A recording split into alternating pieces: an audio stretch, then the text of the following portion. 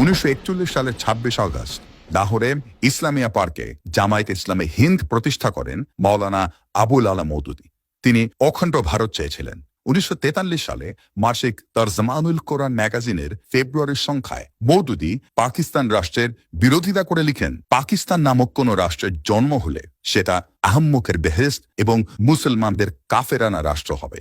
1947 সালে ভারতীয় উপমহাদেশ ভাগ হলে কাফেরানা রাষ্ট্র পাকিস্তানের লাহোরে চলে যান মওদুদী এবং ঘোষণা করেন পাকিস্তান হলো খোদাদাদ বা আল্লাহর দান। ভারতের পাঠান কোর্ট থেকে প্রকাশিত তার আগের বইগুলো যখন পাকিস্তানে ছাপা হয় তখন জিন্নাহ, পাকিস্তান, মুসলিম লীগ সম্পর্কে যেসব সমালোচনা ছিল সেগুলো ছেকে থাকে।